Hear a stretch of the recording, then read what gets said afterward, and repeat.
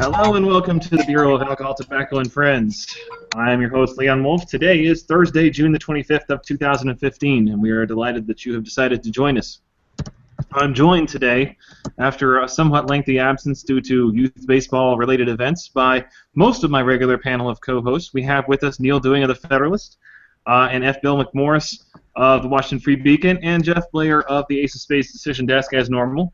Filling in for Scott Lincicome is someone who almost doesn't count as a guest anymore. Amy Otto has been on the show. I think this is her fourth time on the show. Amy, glad that you're back with us. Our guest tonight will be Caleb Howe. Caleb is running a little bit late. We are going to start without him. I'm going to take the host prerogative tonight and start off with a little bit of a monologue that goes along with our first topic, which is, of course, the King v. Burwell decision. And I'll preface this by saying that a lot of conservatives that I follow and read on Twitter and on the internet and so on and so forth were very upset by the court's prior decision in which the statute as a whole was upheld as a tax, essentially, under the Roberts opinion, with 4 justices saying that it did not pass Commerce Clause muster. I was not really all that upset by that decision, simply because I do believe that it is the job of the court, whenever possible, to uphold a statute's constitutionality if it can be fairly read as a constitutional statute. And although I understand that neither the government nor the plaintiffs characterized the Affordable Care Act as a tax in their arguments or as it was passed, I do understand where Roberts were coming from, that the penalty could be fairly construed as a tax and the statute could be saved on that basis. That having been said, today's decision that came down, I think, was a completely different matter. And it goes to the heart of what we really essentially as lawyers do and are taught from day one of law school, which is to say that, ultimately, here in the United States, it is the job of Congress to pass laws. And when a court is going about deciding how you're going to interpret a law, the first thing that you do is you see is the language of the statute unambiguous. And yes, flatly it was. I mean, there is no argument about what the words of the actual statute said. Secondly, if you might find that there's some ambiguity there, which there is not, but then you go to things like legislative history. And here, again, the evidence is pretty solidly conclusive that Congress did, at the time the legislation was passed, intend to condition the receipt of subsidies on the establishment of a state exchange, both in terms of the evidence of what Jonathan Gruber said repeatedly as he was kind of touring to sell the law, and also in terms of what, ironically, liberal writers like Greg Sargent dredged up, which is that previous versions of the bill contain language that would have extended the subsidies to both federal and state exchanges, but the final language that was passed mentioned only the federal exchanges, and that is considered, under ordinary canons of statutory construction, to be conclusive proof that Congress intended the change, did not intend the original language, they intended the changed language. And so all of these many things were swept away in favor of not what Congress intended at the time the law was passed, but rather by the frank admission of Chief Justice Roberts by the unintended consequences of what Congress wanted after the law was already passed and put into effect. It is clear from the entire history of Congress that never in a million years did they anticipate, and I think there's something to this, that so many states would refuse to set up their own state exchanges. Always before in the past, with rare exceptions, when Congress uses the power of the purse to essentially coerce states in cooperating with a federal program, states love money, they love having their budgets expanded, they always take the money, they always do what Congress wants them to do. And I think that they anticipated when they originally passed the law, and I don't think this, I think that there's conclusive evidence of this, that when they originally passed the law, that all the states would grumble and mutter and bitch and complain, but ultimately would get with the program and start their own state exchanges. To their very great surprise, the vast majority of states did not. That is not within the intent of Congress to begin with. That is the intent of Congress months after the bill was already passed. And centuries of jurisprudence are clear that when that situation arises, that when Congress changes their mind about the effect of a law after it is passed, it is their job to fix the law, their job to amend the law. It is not the Supreme Court's job to take a red pen and ink to the law and save it on behalf of Congress. And that's exactly what is done today. And so as my colleague Dan McLaughlin has pointed out on Twitter today, it's not just that this decision is disappointing on the merits. I think, along with Alla Pundit and several others, that at the end of the day, the Republicans in Congress probably would have screwed the pooch and quote-unquote fix this problem anyway. It is depressing from the standpoint of our legal theory and jurisprudence that it's difficult to know, really even to tell law students how they're to think about statutes and how to advise clients when they're trying to figure out what regulations are going to come to pass, what regulations can be challenged, how will courts likely interpret the statute. I don't know how you go forward in this kind of world before. And the Supreme Court's decision today not only is bad on the merits, but is also bad in terms of the evil that it will likely wreak on our system of jurisprudence. And I'll close with this, and this might be something that really nobody here cares about or knows that they care about at this point. But I've had the experience, and I don't know if Jeff has or not, I've had the experience in my professional career to work with overseas lawyers involving international disputes where some point of foreign law is at issue and has to be litigated in a foreign court. And if you have ever worked with someone, especially over in Europe, where they have courts who make these decisions all the time, you try to get an answer out of them. What does this law mean? What does the Danish law say about this? It is impossible to get any kind of straight answer out of it. They just will not give it to you. And I'm afraid that is kind of the way that we're moving here as a country as a result of this decision. Maybe I'm overstating this. Maybe my sense of alarm is too high. But I'm extremely distressed and dismayed by this decision, much more than I was over the decision that upheld the act in its entirety in the first place. So, that having been said, I want to welcome you all, and I'm going to turn this over to Jeff, and I know he may have some things here to say as well, based on his experience. I've actually had a similar experience working with foreign lawyers, and the reason, and you didn't actually come out of your way to say this, but the reason that you have that experience working with lawyers, not only in Europe but in South America as well, is because what the court says on a sessional basis will change depending on who's in power, on politics, on whatever happens to be current at the time with the feelings of the populace, and the courts no longer have an independent jurisdiction. They no longer have an independent power. They sort of just alter their rulings to contour themselves to the whims of whatever the public or the people in power who are pulling the strings happen to want at the time. My best case scenario, you asked the question, where do we go? How do we go forward from this? My best case scenario, and what I actually think will be the functional answer to this, is this is going to be a one-off ruling. This is as transparently political a ruling, I think, as it gets. And I actually agree with you that I understood why Roberts upheld, I don't think he should have, but I understood where Roberts was coming from when he originally upheld Obamacare and NFIB. This one was far less excusable. And by the way, Kennedy is also implicated in this. Let's not forget that it was a 6-3 decision. It was not a 5-4 decision. This is not going to be, and it can't be, if we're going to remain a functional polity in terms of our jurisprudence, in terms of statutory interpretation, in terms of how we understand what laws mean and what they say, and the before and after point that you made in terms of intent versus what the actual written statute says, none of that stuff can be eradicated without plunging ourselves into a legal chaos that you usually only see in banana republics on the one hand, or sort of advanced socialist democracies on the other hand. So what I think is just going to happen is that this is going to be treated as a one-off case. And the irony for me, at least, and I'm going to stop with this here because I could say so much more, but I don't want to bore everybody. But the irony, at least for me, that's unprecedented. I know. The irony, at least for me, is that everybody argued, and I think this is correct, that Roberts originally made his first NFIB versus Sebelius ruling.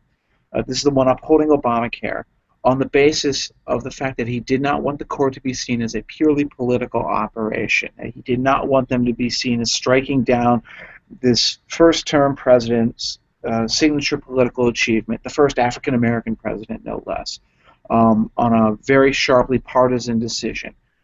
However, what we see here is, for anybody who has a legal education, and I don't mean people just on the right, I mean everybody, this is partisanship writ large, and politics, rather, writ large. This is a purely political decision.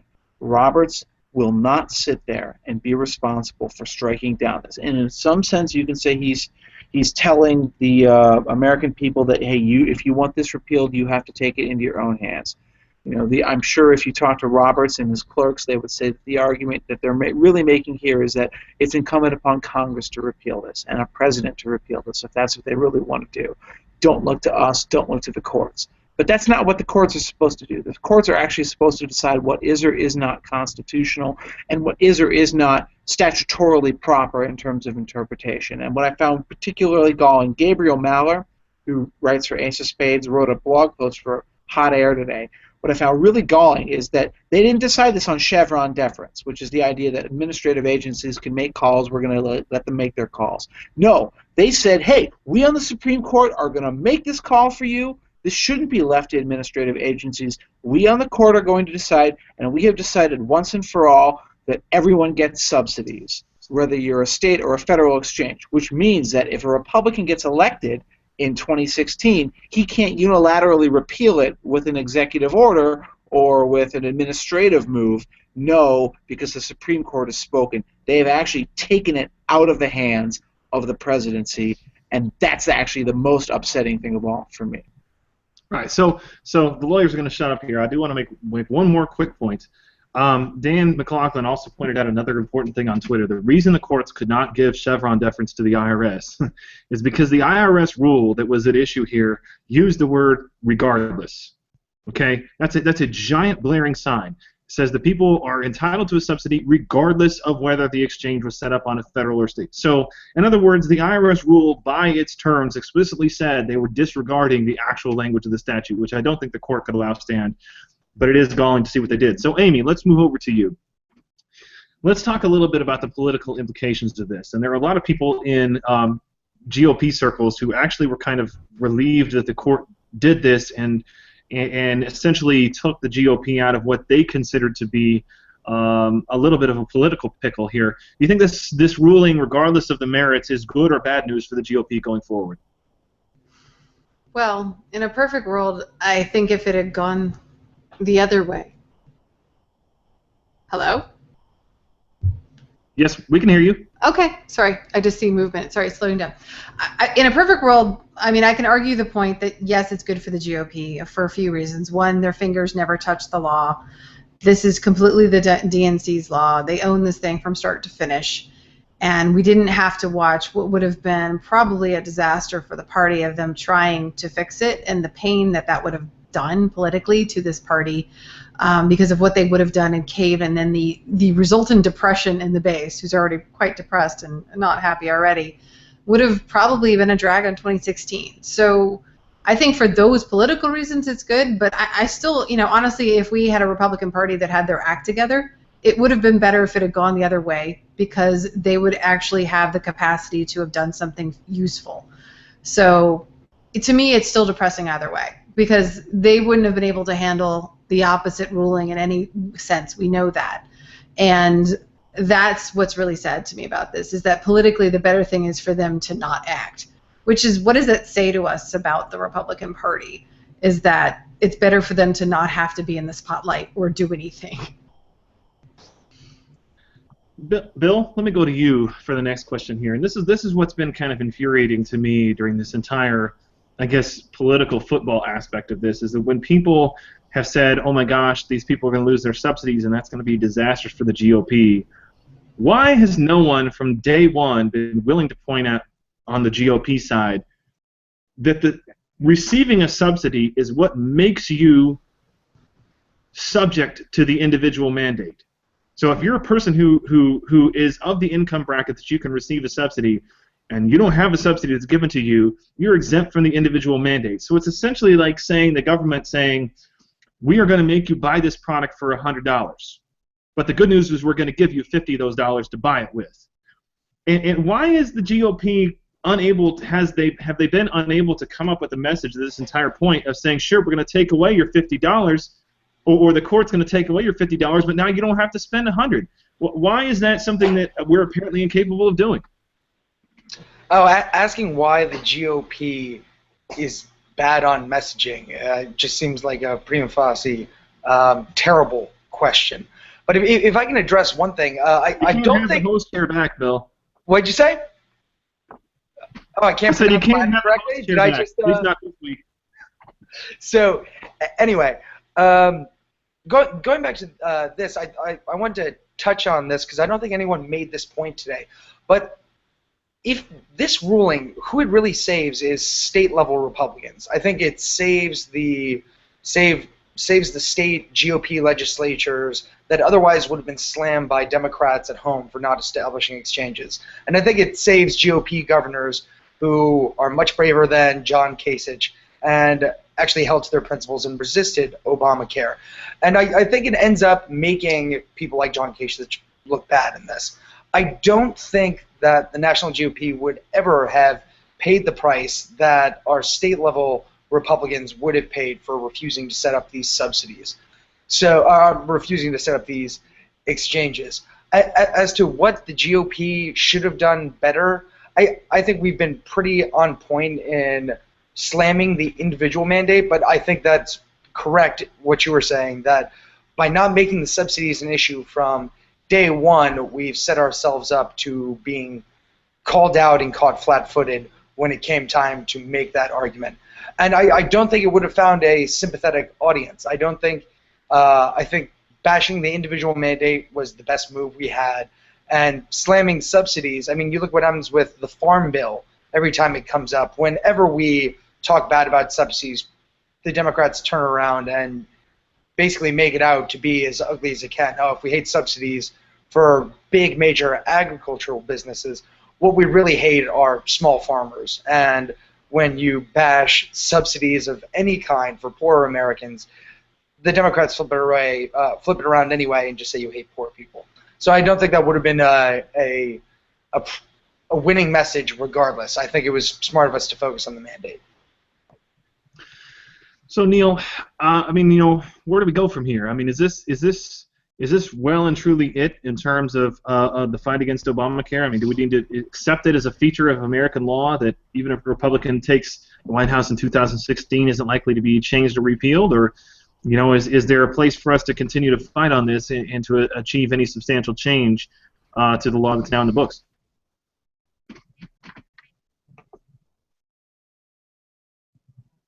Is Neal there? Is Neal there? Caleb, same question. What do you think? Yeah, I'm saying, but I'm going to just respond to there what you go, I Neal. think you were asking. Yeah. Thanks. Thank you, Google, for this reliable internet service. At any rate, what I think you were asking, Leon, is where do we go from here? Even if a Republican is elected to the White House, will we have a chance of repealing Obamacare? Yes, of course. Of course we have a chance. I don't know. It depends on who gets in. I honestly think if Jeb gets in, he'll tweak it and try to fix it. I think if somebody like Rand Paul gets in, he'll at least try to repeal it. I think perhaps if a Rick Perry got in, he'd try to repeal it. Hillary definitely won't repeal it, so I think it's to all our benefit if a Republican is elected, regardless of the prospects for Obamacare. So, yeah, where do we go from here? Well, I think we take one step at a time. First step, the White House. We need to win it. We won't be able to do a damn thing until we have the White House, which is something I've been saying for a long time. In fact, I seem to recall there was some shutdown of the government a couple years ago where there was this silly little lie that was being told about being able to repeal Obamacare if only we could just muster the political will. Well, that was wrong. We needed the White House too. So before I go off on a Ted Cruz rant and alienate half our audience, I'm just going to wrap it up.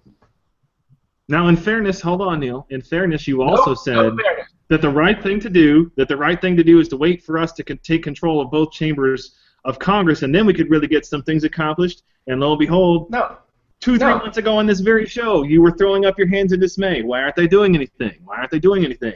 How many times are we going to hear this spiel? Leon, I wanted them to be obstructionists. I wanted them to sabotage the mechanism of government, grind things to a halt. Instead, they're trying to actually do stuff. That's dumb.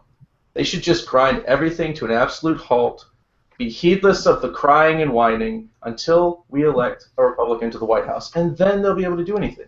They really don't have any power except to thwart Obama's agenda. That's all they can do. But they won't use it. But they won't use it. And what I think that a government shutdown was a bad idea, and then you said you want everything to grind to a halt. Yeah, but I don't. The shutdown was not the right time, Caleb. The shutdown was when we didn't have both houses of Congress. That's the whole point. But it doesn't matter. It doesn't matter. A shutdown is a shutdown, and I think that you're not. I think that you're not taking into account that the people who are so angry and who are hopping on the Cruz bandwagon are tired of hearing time and time, well, wait until X, Y, and Z happens, and boy, by golly, then we're going to fight. And as you saw, they told us in the late stage of 2014, man, you just elect us some more Republicans, we're really going to throw the brakes on. We're going to put a stop to what Obama's doing. Then lo and behold, here we were. They're not stopping anything. They're not stopping anything. So I think that there's some genuine frustration. I'm not saying that the Republicans have been wonderful since they took power. What I am saying is that the expectation that the Republicans could accomplish meaningful reform was unrealistic. And I think that we really need to focus on winning the White House. And I'm willing to stop litigating the shutdown and all these past errors of the conservative grassroots if they're willing to shut up and support whoever it is that happens to be the nominee, whether that's Jeb Bush, whether that's Mitt Romney, whether that's Bobby Jindal, who cares? As long as it's a Republican, it'll be marginally better than Hillary Clinton.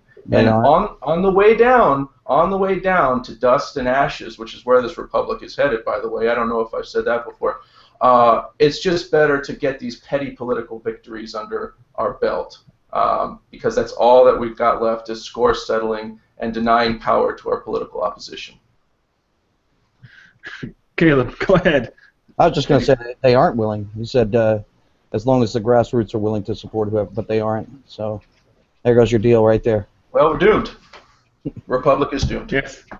All right. Well, now we've had our weekly trolling of the audience by Neal. Let's move on to topic number 2, which is the Confederate flag. We may have yet more trolling of the audience by Neal before this show is over. I'm going to go first to Caleb, who's joined us a little late. Caleb, thanks for being on the program.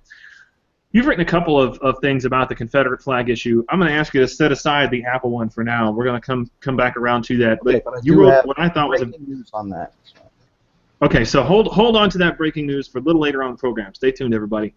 But you wrote a few days ago what I thought was maybe the best piece in terms of matching my explanation for why I support the Confederate flag being taken down. Tell us a little bit about your thought process there on that piece and the reaction that it's gotten as well. Well, let me start with the reaction because it was all bad, except for from across the aisle. No, I got a decent reaction from a few people, but at Red State, there was some effigy burning. I'm not going to lie.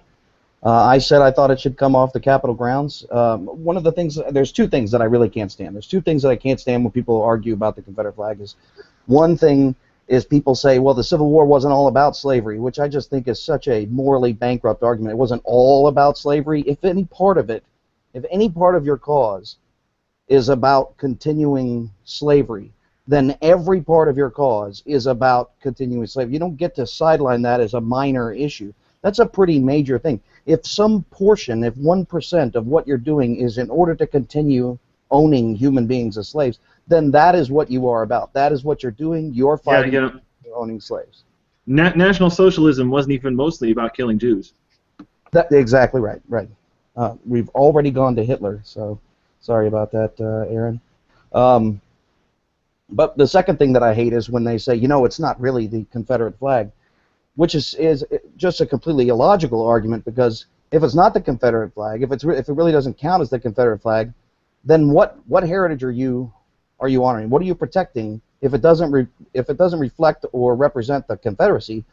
What's the point of keeping it in the first place? It undermines their entire argument for keeping it by saying it's not really the Confederate flag. I think we can all agree that it represents the Confederacy now, and I'd like to point out, historically speaking, it actually was on the second and third official flags of the Confederate States of America as part of the flag, not as the flag in its entirety, just because it originated as a battle flag of the Army of Virginia, but also it flew over battles It flew over battles that were fought on behalf of the Confederacy, for the Confederacy, in the interest of continuing the Confederacy, as part of which their cause was to continue the institution of slavery. So yeah, that flag represents it. So those are two arguments that really just drive me crazy. And I think once you dispose of those, then what you're left with is a flag that does represent the Confederacy and a Confederacy that does represent slavery. And at that point, it's absolutely preposterous, in my opinion, to continue to fly it on the state capitol grounds. It's just unreasonable. You know, Caleb, I want to jump in here and actually I want to agree with you, but I want to make a distinction as well. I agree with you that we shouldn't be seeing the Confederate flag or the flag of the Northern Virginia Army or whatever the hell they want to call it flying over any state. Now, I think a distinction that's being missed on the left, and some of us on the right as well who have just gone headlong into this, is that government actions are different than individual actions. I don't think that's being missed at all. That's what Liam told me to wait, because that's what he told me to wait on that, because that's the second story. Oh, well, if that's the second story, that's fine. But I think it is being missed by a lot of people out there. Sure, I mean, yeah, on the left, of course, yeah. Yeah, well, that's what I mean. On the left, it's been missed, but on the right, on the right, it hasn't been missed as much. Yeah, that distinction was missed by Apple today, pretty epically. Right. And Google. And the other thing is not only, you know, to me, setting aside, and this is going to sound stupid after what Leon said and what you said, setting aside slavery and the Civil War, I want to make a point about any defeated enemy's flag flying over any of our state capitals. I don't like the fact that the Union Jack flies over Hawaii. You know, it's just messed up to me. We're America. If you want to be a part of the United States, be a part of the United States. If not, you know, take a hike. I don't care. That having been said, I would encourage everyone, and I do mean everyone, to go check out the Washington Post humor column, "Every State's Flag is Wrong." If you haven't yet read that, do yourself a favor and spend about 45 minutes laughing hysterically at all the state flags and the ridiculous things they have on them. Neal, what's your take on this? I know you're a gentleman of the South. Do you agree or disagree with what Caleb has had to say? I mostly agree. In fact, I don't think that the battle flag should be flying on government grounds. But of course, if you give an inch to these people, they will take 100,000 miles, and we've already seen it. They got rid of the flag over the state capitol, but now they're also getting rid of video games that have Confederates in them. They're getting rid of any product that has the Confederate flag on it on eBay, Amazon, all these things. They're keeping Nazi stuff. I imagine we could get a fair bit of Chinese communist apparel if we wanted to. But there is a certain amount of, I would say, naivete on the part of some of our fellow conservatives who think that if we just give them this, they'll be satisfied. They'll be tolerant of us. They'll accept what we've given them. That's not the case. It's never the case. They hate us. They despise us for who we are, for everything we stand for. Nothing we do will ever make them happy. So why give them anything? Why give them a damn thing? Well, I would fight them tooth and nail. Well, I think if I agree with they don't care. If you give them an inch, they're going to ask for more. But the point being, you can't just be oppositional because if you give them the inch, they're going to ask for more. Sometimes, like a stop clock, they may be right. And you have to do the right thing regardless of whether the opposition is a stark raving mad group of zombies willing to tear every piece of Confederate history from our limbs. They are correct about the Confederate flag issue. We agree with them with the Confederate flag issue. There's no reason to not do the right thing there, in my opinion. It's got nothing to do with giving an inch or not. It's doing the right thing. Of course they're going to keep pushing. So what? They're going to keep pushing whether we gave an inch here or didn't give an inch here. To say if we didn't take the flag down that their outrage would stop is just as facetious. They are going to just be outrage driven. I mean, I kind of do feel like they're very akin to zombies. Instead of seeking out brains, they just are attracted towards outrage. And I don't think it actually matters any of our actions. I mean, I agree with Neal in the sense of it doesn't matter what we do. They will continue to push. But at the same time, we can't become as irrational as they are and just be oppositional because of that. Can I just also animus towards Southerners on the part of Northerners? Being from North. I have seen a distressing amount of bile and venom flung the South's way for no reason other than the fact that there's a flag flying, which was flying again because of a law in the state. You know, the North, damn Yankees, as we sometimes refer to them, want to assign some sort of guilt, a collective guilt to all of the South for the sin who died 100 years ago. And I don't really cotton to that, I must say. It's offensive to me as an American. It's offensive to me intellectually. When it's also offensive to me because the North is far more racist than the South ever was. If you look at the institutional racism in the North, you will be astounded. I agree with that. I think, and I've traveled pretty extensively in the United States. For my money, Boston, Massachusetts is the most racist city in America, hands down. Just casually racist, just casually, in a way that the South has never been. They have none of the manners of the South. At least when we're racist, we're polite about it. But let me say one other thing, and this is from somebody who grew up in the North. I actually grew up in Alaska. You don't get more Yankee than me. And I moved down here to Nashville, which I've adopted as my home. And I love it here. I've come to love the people. I love the cooking. I love everything about it. I hate Yankees almost as much as any person who was born and raised in Alabama does.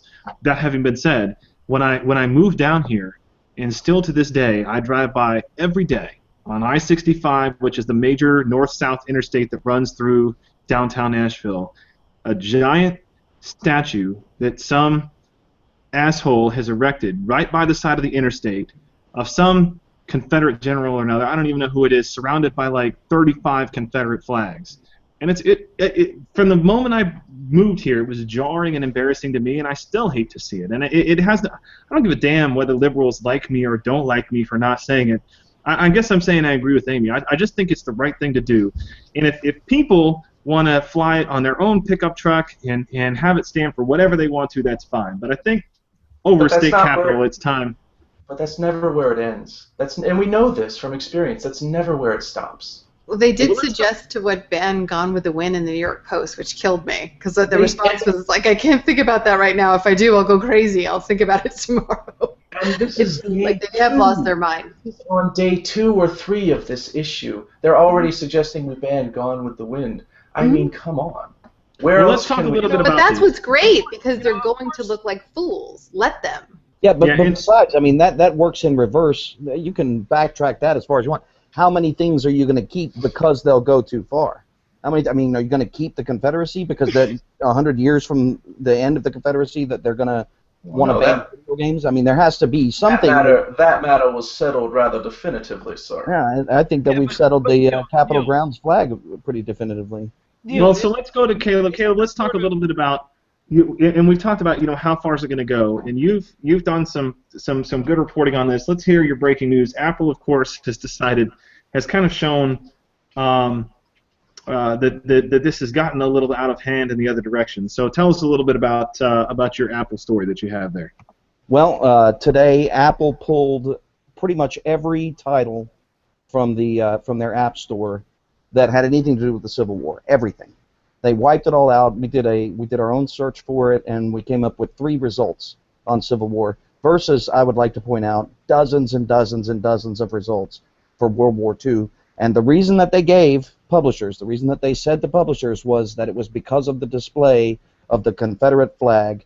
Now they're modifying that. This is the new thing. They're putting titles back into the library this evening, but they're only keeping out the ones that they think use the Confederate flag in a hateful or mean-spirited way.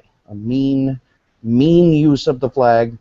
out. So, for example, you won't be able to download the app that has the various Confederate flags as your screensaver because that's a mean screensaver. But you can get a video game where, example, these North wins and the Confederates are all killed. That you can get. No screensavers, yes to war. So did racism end? Because they did that? That's exactly what happened. Good. He Yay, said Apple. he was going to do that. Scott, what's his name? Tim, whatever, Cook said that he was. He wants to ban racism. He was going to eradicate the rebel flag from every possible public forum, and they've only relented probably because of my enormously shared Truth Revolt article this morning about the topic, and you'll be able to find the follow-up with all the details in there. They did finally issue a statement at Truth Revolt right after this broadcast. So here's, I guess, final word I'd like to say on this is that one of the things that I like about the South as opposed to the North is that people in the South take pride in not just being assholes to people for no reason at all, at least far less so than you find in the North. And I hate that. It's grating every time I go up there. And I've come to appreciate kind of the genteel nature of the South. And for the life of me, I cannot understand why so many of those people who hold the fastest to that idea are so willing to publicly display a symbol that basically straight up declares them as an asshole to a non-trivial segment of the population amongst whom they live. That's because all that I'll don't tell me what to do, liberals. But that can't be the final word. The final word has to be that you said you're a Yankee because you're from Alaska. And that is completely false. That is wrong. You are not a Yankee if you are from Alaska. Sourdoughs. They call us sourdoughs.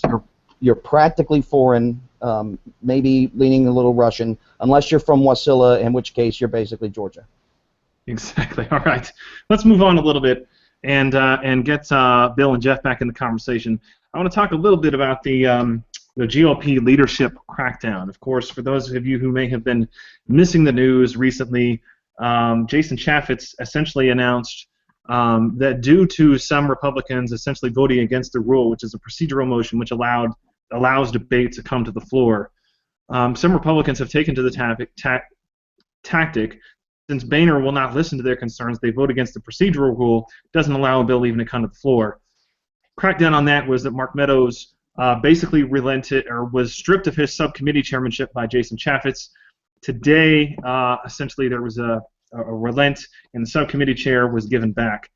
Bill, what's your take on this intra-GOP House mutiny? I mean, I've seen reports that Jim Jordan, who is mentioned as a possible successor to Boehner next time around, maybe with standing up officially with the folks who are on the mutiny side. Do you have the sense that this is going to go anywhere? I mean, is there any chance right now that Boehner comes back and resumes the speaker's gavel after the 2016 elections?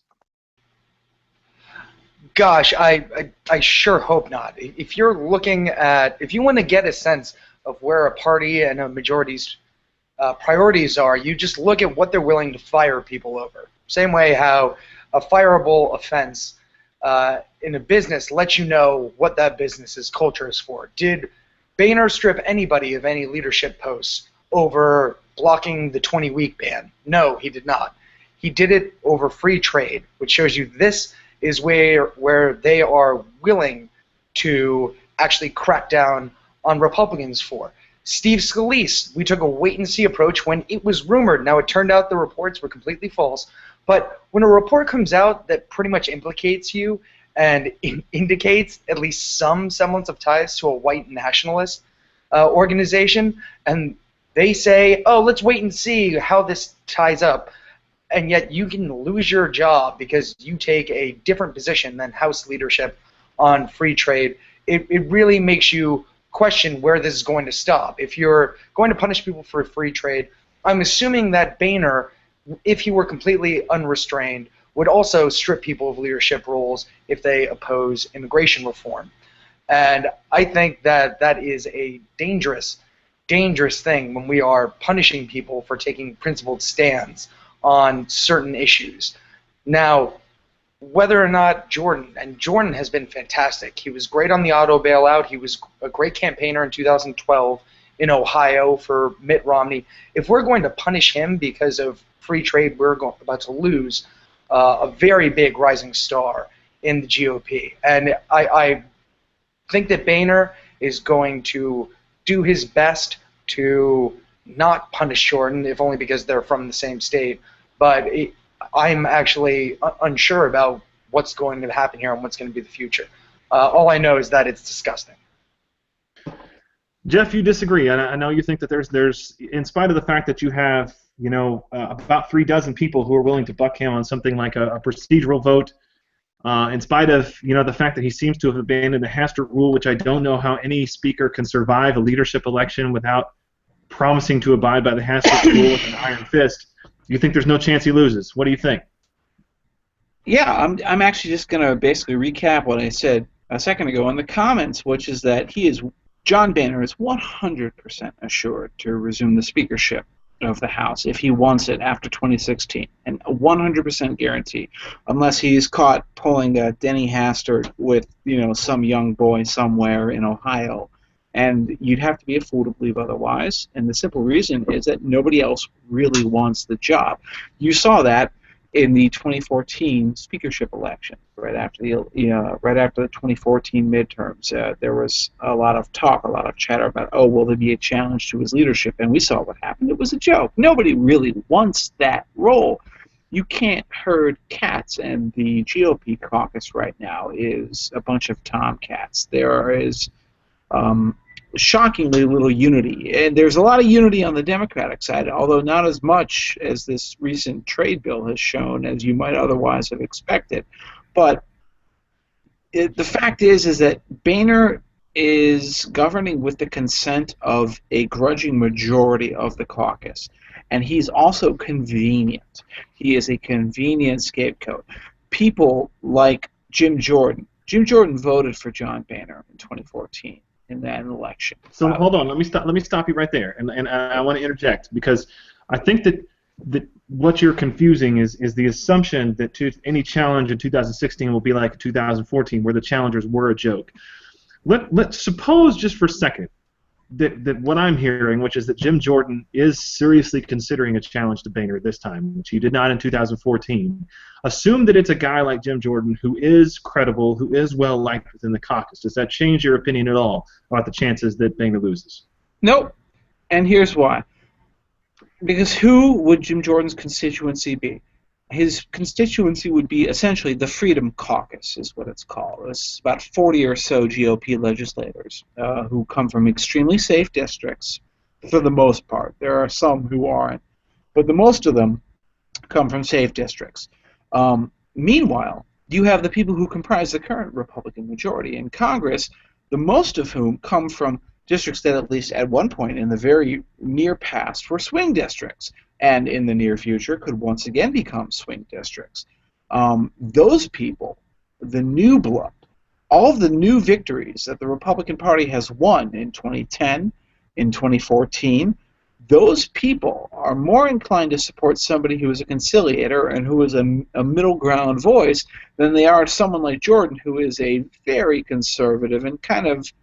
Jordan is a smart man, but he is not, to my mind, a very tactically intelligent man, and that's always been my problem with him.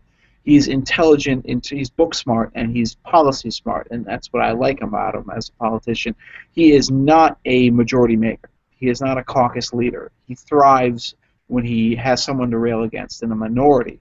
The personality types are always like that. In fact, I am frankly like that. I would be a terrible leader. I frankly am far more comfortable as a voice of dissent. I think most of the people who are on this show are in the same way. That's why we like to comment on things.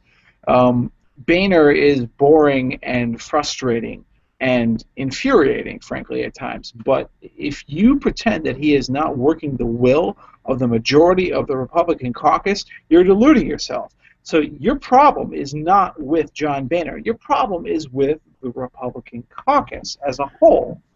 Jeff, he's violated the Hastert rule on at least 3 occasions. The Hastert rule was invented on the spot and became Who gives a a damn? It still implicates an important principle, which is that he is bucking the majority of the will of his caucus, and the fact that he's willing to take legislation forward in spite of that means that it's not necessarily so. I think. I almost wish Scott were here. If Scott were here, he would be spitting at the screen right now, because what Boehner violated the Hastert rule for was the trade bill, which I actually think is decent legislation. But that said, the Hastert rule is no longer. The Hastert rule is a relic of a time when you had pure party unity. The Democrats, even though they fractured recently, still for more or less have that, because they're the party in presidential power. The Republicans, ever since Obama was elected, and actually I think the Hastert earlier rule than that, ever is since necessary promise. The Hastert rule. Boehner can't count votes.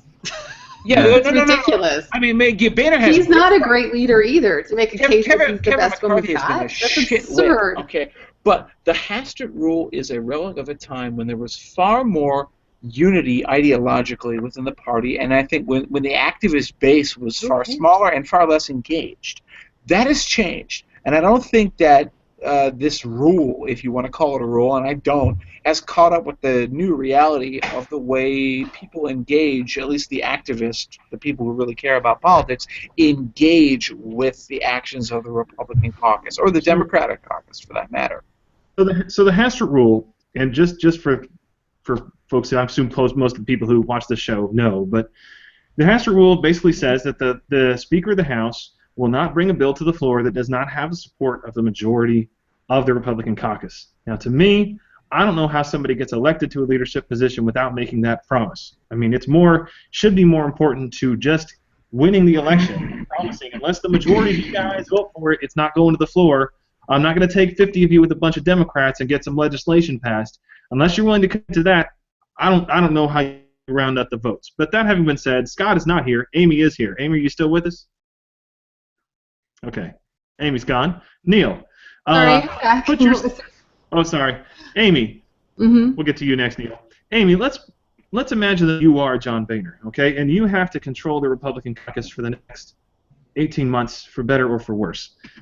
How would you deal with these kind of rebellious votes, like voting against the rule? I mean, would you take the crackdown route and publicly, strip chairmanships and do these public things that Boehner has done, or would you just essentially ignore them as though they're irrelevant and hope that it goes away? What's the right way for Boehner to approach this if he wants to keep the caucus together as much as possible? You actually do what leaders do, is you go and talk to those caucuses and find out why they're doing those things.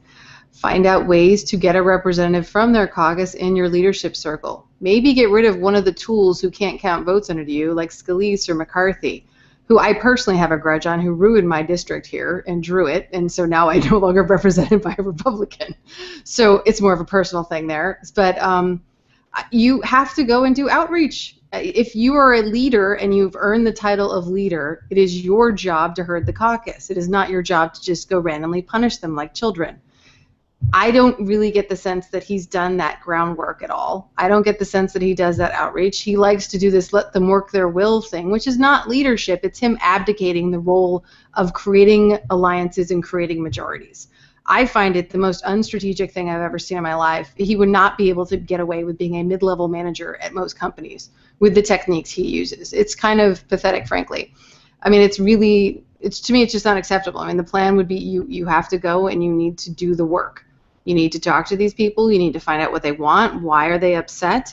You need to determine what the will of your majority actually is, and then do the trade-offs between them. But I don't think the random punishments are going to really hold, because honestly, it's turnover every 2 years anyway, and it's just going to incite a likely push for more turnover or create more bad behavior instead of less. Neal, what do you think? You and John Boehner are best buddies. Do you agree with what he's done so far, or do you agree with Amy that he's kind of screwed the pooch on this one? I honestly have not been paying too much attention to Mr. Boehner and his machinations in Congress. I've been far too busy focusing on the Confederate flag this week, and before that, a woman who was pretending to be black when she was really white. However, I kind of align with Jeff here. I don't think Boehner's in any danger. Whether or not I necessarily agree with his actions, I do think sometimes you have to crack the whip when you have